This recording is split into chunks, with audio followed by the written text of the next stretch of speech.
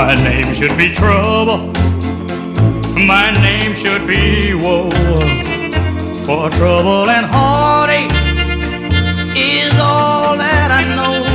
Yes, lonely, lonely blue boy is my name. You gotta be quick, you gotta be muscular, you gotta be smart, you gotta have all of the attributes of a good athlete. You know, you gotta have everything going for you to be a boxer. To be boxing is probably the toughest sport in the world because there's just two guys, eh? You're just one-on-one.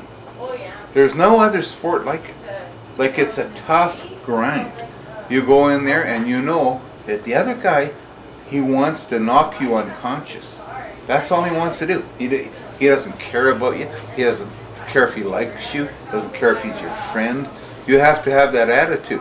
When you're a boxer, you have to go in there and bingo, kick the shit out of the guy. Simple as that.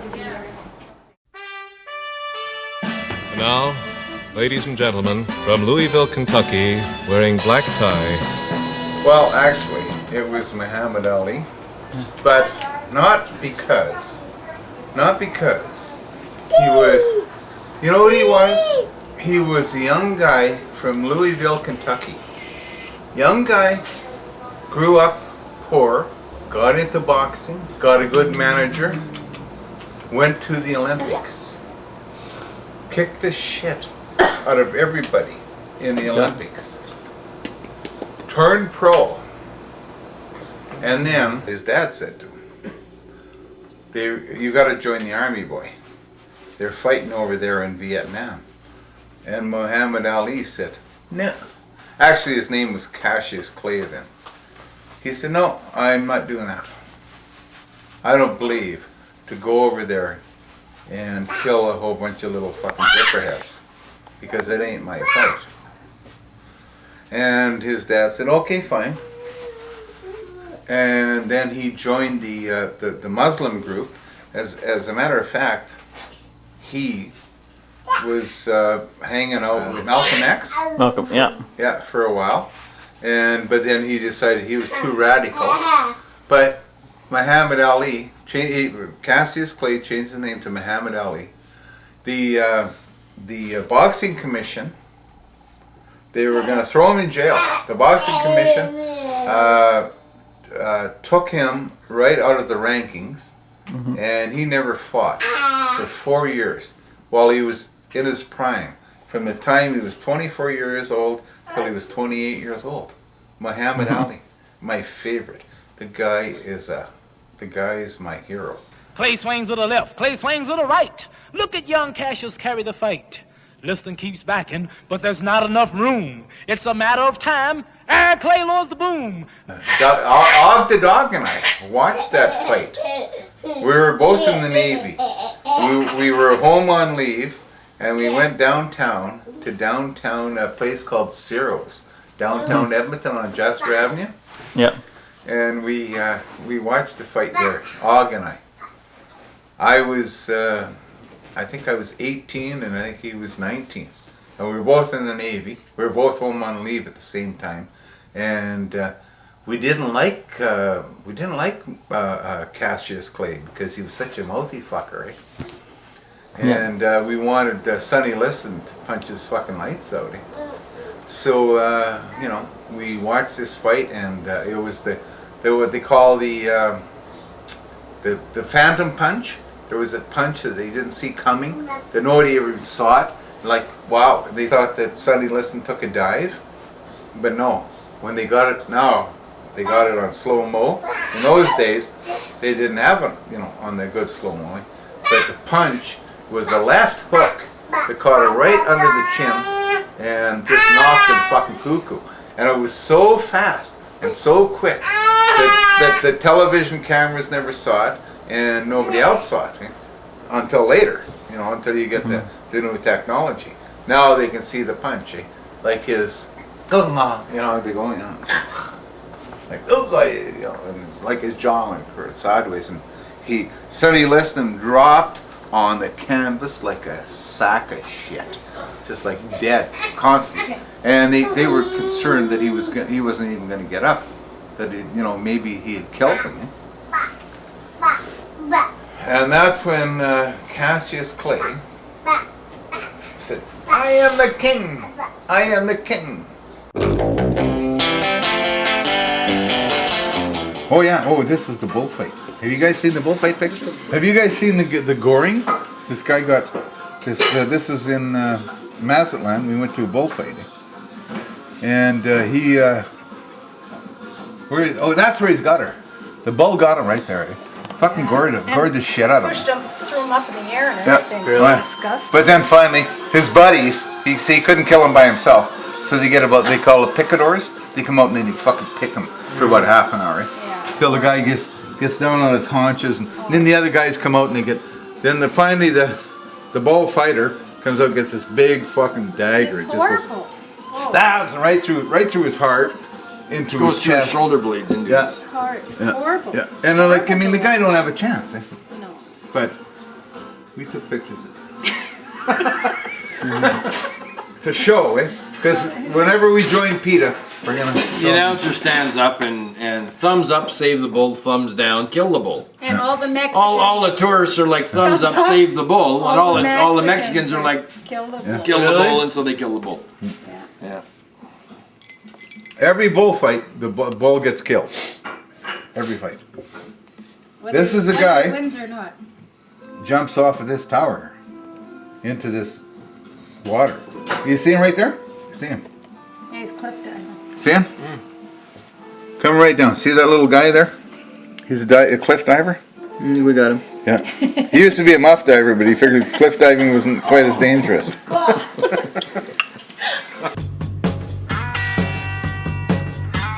The thing about him is that I love about him too, and that's the way every politician should be.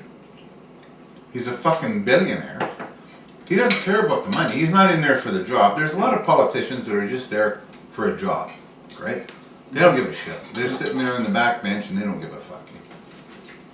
They just want the job. Jesus, if I get this job for another 4 years, I get a pension and I get to retire. You know, all I got to do here is suck the boss's ass, and I'm good for for a pension. But now that the United States is at $9 trillion in debt to the world, they're in massive trouble. Who is? The United States. What do you mean? They've been borrowing and borrowing for these wars. They're From who? from everyone. Well, yeah, they're but fighting with. Yeah, well, who's gonna collect? Japan, China, well, not China, but Great Britain, everybody. So hey, if you're the U.S., you know what you say? You say, well, hey, fuck you, I'm not paying. But they said that they. And then they're gonna say, what are they gonna say? Well, we're gonna confiscate your country? I don't think so. Well, my favorite was George Bush is like, oh, we're good for oil. Doesn't matter what happens with barrel prices. Doesn't matter if there's a massive war. Doesn't matter if they cut it off. Because we have our domestic oil, which is 900 billion barrels of what have you of oil. What he's forgetting, what he failed to mention, is that 99% of that oil comes from Alberta. All those barrels, almost all of them, Texas is almost done. Most of them are done. Almost all of them come from Alberta. And he's just assuming that, oh yeah, I can get that from Alberta cheap, even though we've completely screwed the lumber industry, the cattle industry, and thrown them to the wolves. And now they're running into the part that they're worried about most is water, which they don't have. Kerry, you're wrong there. You're wrong there because he knows. The guy's not stupid. No, he's stupid. He isn't. Because he's just one man. He's the president, but I mean, there's lots of other people that are running the government. Anyway, the government of the USA knows. They're not stupid. They're not stupid people. They're very smart. No, this is what he's telling people, that this is their oil, when in fact it's Canadian oil. And he's just putting the word out there so Americans can breathe a sigh of relief. But that oil is Canadian. Yeah, well, and that's great for us. That's fucking great, man. If we finally grow a set of balls and stand up to them and charge them appropriate prices. That is. What the are going price. to cut off friends? The next generation? Okay, what is the price of oil? No, I have no idea. Too damn much. Well, it's like 50, a liter. but that's worldwide, right? It has nothing to do with the U.S. It has nothing. All of these guys all around the world, bingo. This is what they put the fucking price of. $55 a barrel, right? $55 a barrel. Holy fuck, boy, is that ever expensive. Well, try and buy it cheaper. You know, where are you gonna go? You're gonna go to fucking Venus or Mars? You gotta buy it somewhere here on Earth. Yeah. And that is the going price. That is the fucking price. You know who's controlling that right now? The fucking the Arab fucking nation is controlling that. And these cocksuckers, they didn't know how to do anything until about the 1920s when the US went over there and said, boys, we're gonna show you how to drill oil.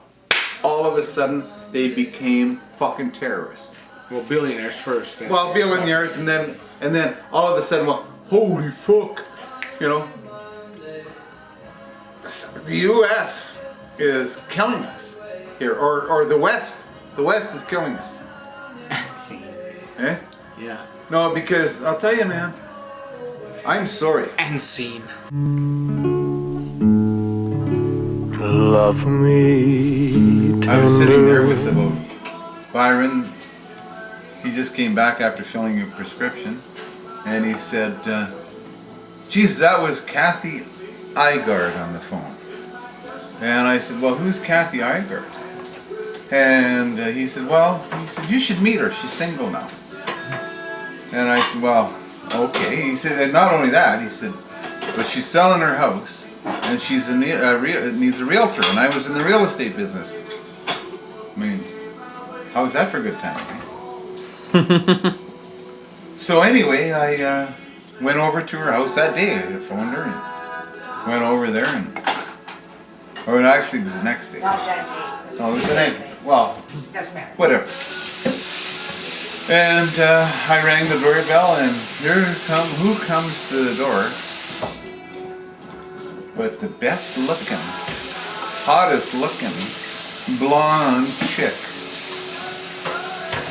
that I've ever seen in my entire life. And she says, "Hello." And she said, "Who are you?" And I said, "My name is Bob, and I'm here to appraise your house. I'm Bob the realtor. Byron sent me." "Oh," she says, "right. Yeah." Well, that was it. As soon as I saw her, that was it. Flashed through my mind. Just it was over for me. It like I had the lightning bolt, you know, like it's. Good God. Huh? Oh, it's true. It's true. It was like a lightning bolt flashed down.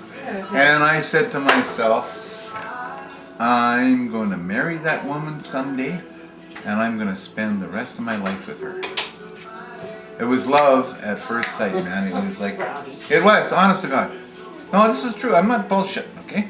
I'm not acting here, okay? If I wanted to act, I'd do a better job.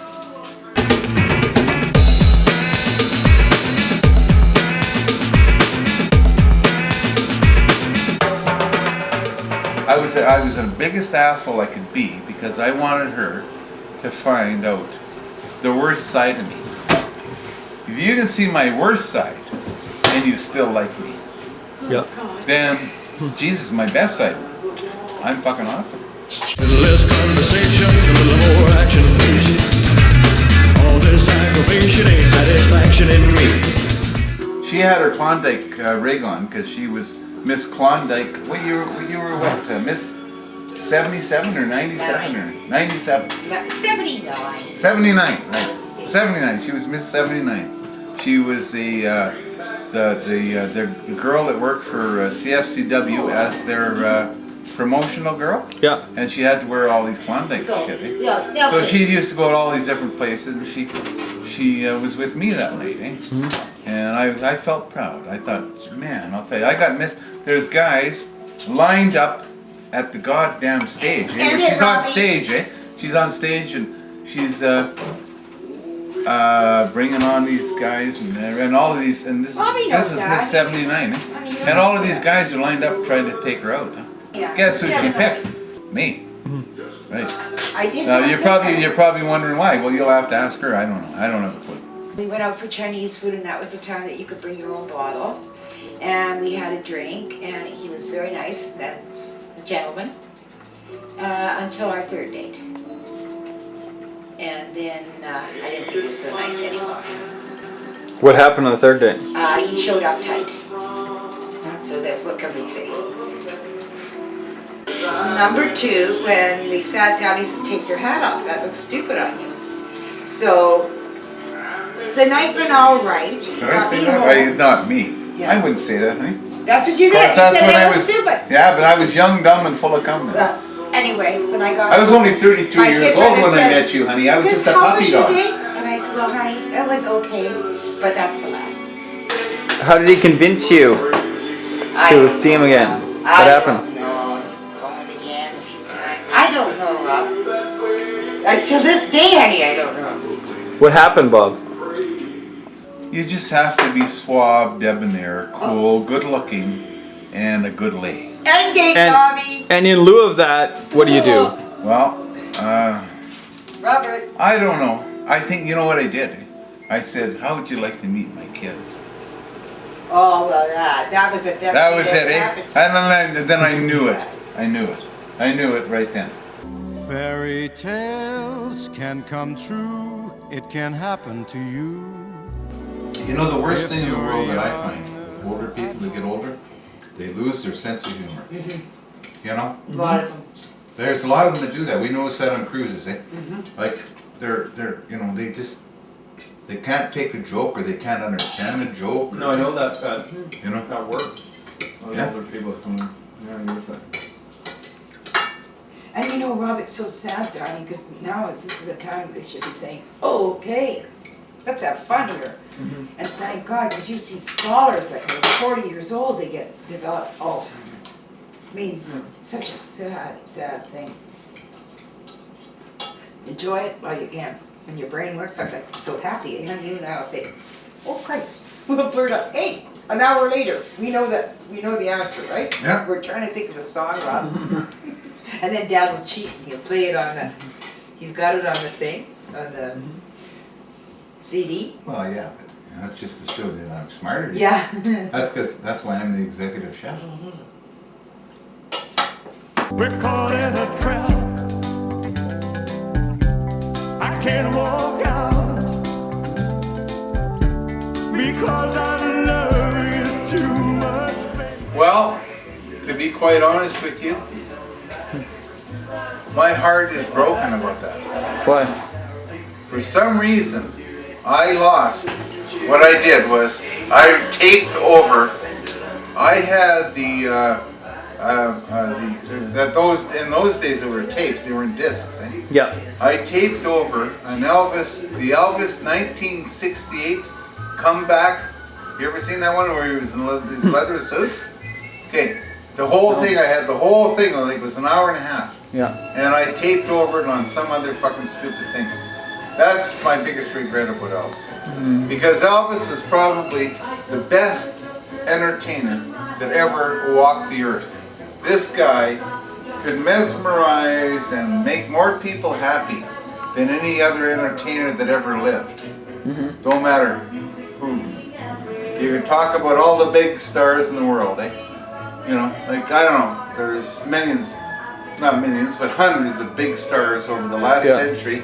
In the century, we're into a new century now, but all of those guys and gals that were famous, wonderful entertainers. Elvis is the best entertainer that ever walked the earth. And that's all I can say. That's all you can say. Well, I can't, I'm starting to get misty. Okay. But I might have a glass of wine just to calm myself down.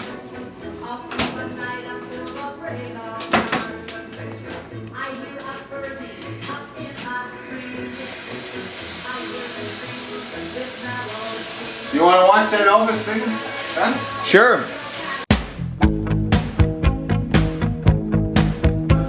And didn't he sing that very sexist, obnoxious song? What the hell is it called? It was very abusive. It was an abusive song. It was one of his biggest hits. I love Sting. Yeah, but no, and he was ashamed of it too. I saw him in an interview. He was ashamed of it. It was like, what the hell's the name of that song, Rob? You're the music guy. For Christ's sake. Every Breath You Take? Yeah, Every Breath You Take, yeah. I mean, that's probably one of the most horriblest things you could ever do to a woman. It's like abusing a woman and holding her captive, right? I think women should be able to do their own thing, fly away, do their own thing, go do their own jobs, whatever I the don't fuck think it they was want to do. abusive at all. Well, sure it was. For every breath you take, I'll be watching you. Well, I'll be watching. Oh yeah, no. But honey, This guy was an abusive. No, abusive man. It was totally wrong. It was. I'll be.